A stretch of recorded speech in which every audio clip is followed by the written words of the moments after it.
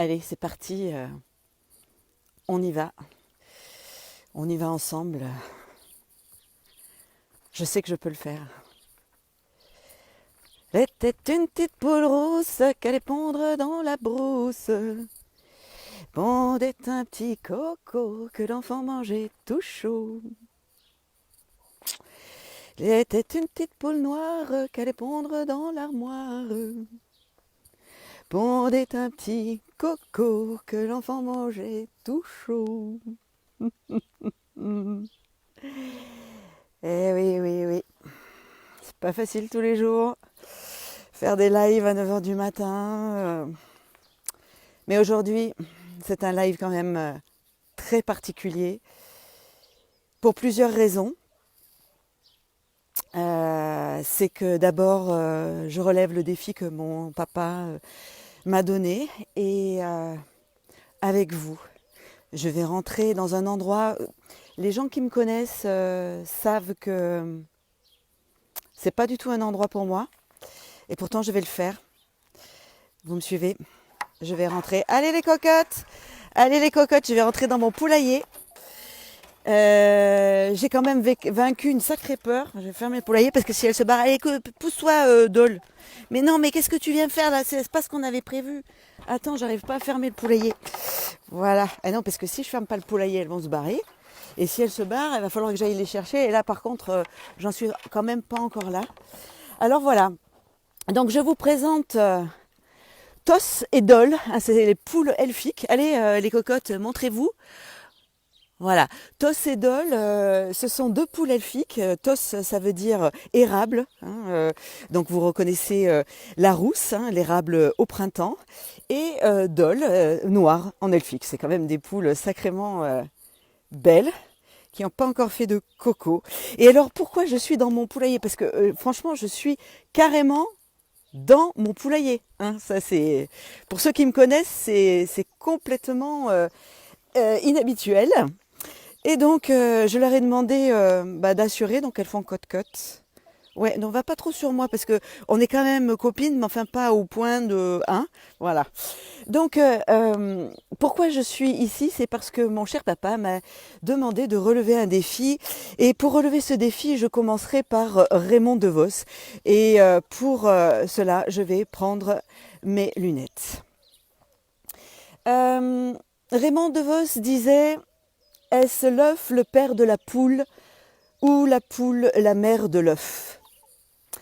Et oui, là, nous sommes tout à fait dans le paradoxe de l'œuf qui a fait la poule ou de la poule qui a fait l'œuf. Et pour répondre à cette question quand même existentielle,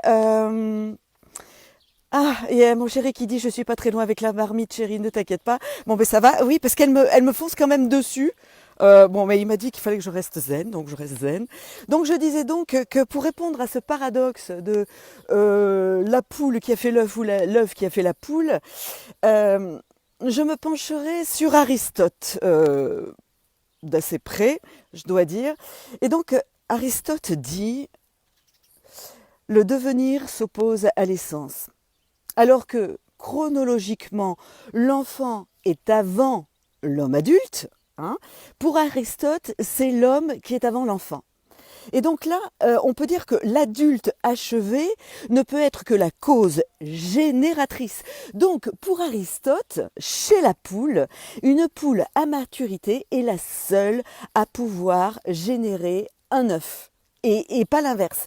Donc ça veut dire que Aristote, lui, il est complètement à l'envers de la théorie de l'évolution. Lui, il rejette tout à fait la théorie de l'évolution, Aristote. Donc pour Aristote, c'est la poule qui a fait l'œuf. Alors bon, je me dis, Aristote, ok, mais Diderot, lui, il en pense quoi? Alors Diderot, lui, il dit, je cite... Si la question de la priorité de l'œuf sur la poule ou la poule sur l'œuf vous embarrasse, c'est que vous supposez que les animaux ont été originairement ce qu'ils sont à présent, et c'est de la pure folie. Ce qui veut dire que Diderot, pour lui, c'est l'œuf qui a fait la poule. Bon, après tout, tout dépend du point de vue où on se place.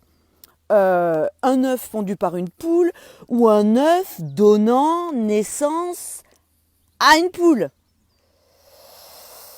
Voilà, voilà, voilà. Donc, tout ça veut dire que, alors là, je pose mon papier parce qu'après, je le sais bien, c'est que tout ça est très, très embarrassant pour mes neurones. Et depuis très longtemps. Vous remarquez que mes neurones, parfois, ont un petit peu de mal à s'entrechoquer. Mais ça me donne l'idée de la notion d'infini aussi.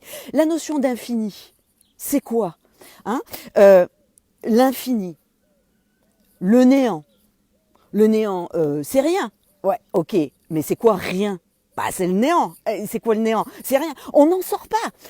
Et là où je trouve intéressant et où ça m'a soulagé franchement dans la notion d'infini, c'est que les mathématiques m'ont sauvé. Pourquoi? Parce que en mathématiques, on a la notion d'infini. Moins l'infini, plus l'infini. Ok? Et en plus, les matheux, qu'est-ce qu'ils ont décidé de faire? Ils ont mis des crochets ouverts avant, des crochets ouverts après. Donc du coup, on peut dire que la notion d'infini, moins l'infini d'un côté, moins l'infini de l'autre, nickel. Mais tout entier n contenu dans cet espace moins l'infini plus l'infini, alors ils ont été malins, les matheux. Ils ont limité l'infini. Et c'est là où je veux en venir. C'est que c'est hyper rassurant pour moi de savoir qu'on peut limiter l'infini. Les matheux, ils ont fait moins l'infini plus 2. Par exemple, l'entier n contenu dans l'espace moins l'infini plus 2. Et plus 2 fermé. Donc ça veut dire qu'il y a un espace fermé. Ça veut dire que dans cet espace, je peux être moi au milieu dans un endroit qui s'arrête à un endroit, à plus 2 par exemple. Après, si plus 2 est fermé, ça c'est ok, ça veut dire que ça prend plus 2. Mais si plus 2, ils ont mis le crochet dans l'autre sens, bah plus 2, il n'est pas contenu. Donc à partir d'où est-ce qu'on garde? C'est ça qui est quand même assez terrible au niveau de la notion d'infini. Mais c'est quand même rassurant, vous avouerez qu'en maths, on puisse définir un espace. Et puis, ça me dit aussi que cette notion de lumière, de lumière et d'étoiles. Hein, vous savez, les lumières des étoiles qu'on voit, en fait, elles sont mortes, sûrement, ou peut-être. Enfin, c'est quand même hyper angoissant, ça. Et Victor Hugo, qu'est-ce qu'il dit? Je remets pas mes lunettes et j'arrive à y voir, là. Il dit, les dernières étoiles étant situées à la distance infinie et la distance infinie ne s'épuisant pas, leur lumière, même après que l'astre aurait disparu, nous arrivera toujours.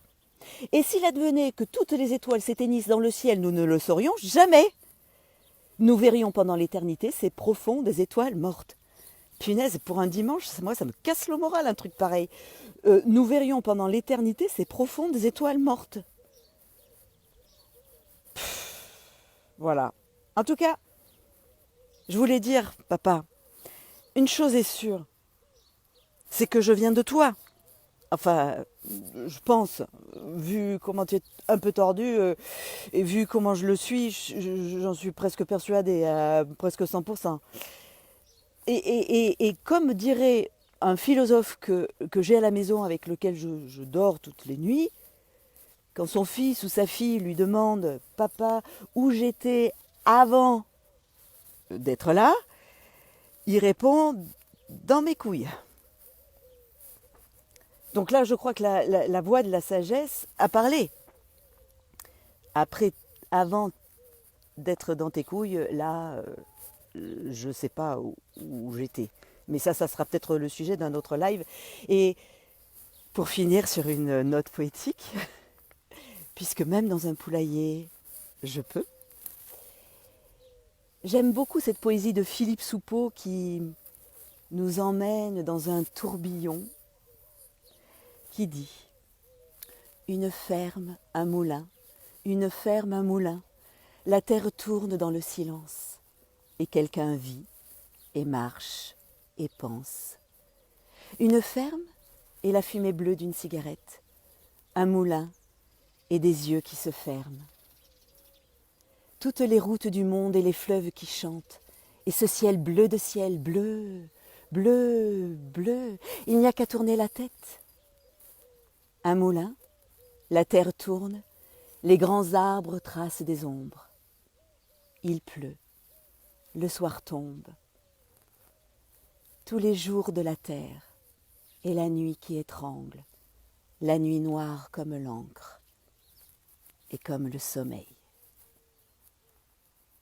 Bon dimanche et à après-demain. Demain vous retrouvez Laurence.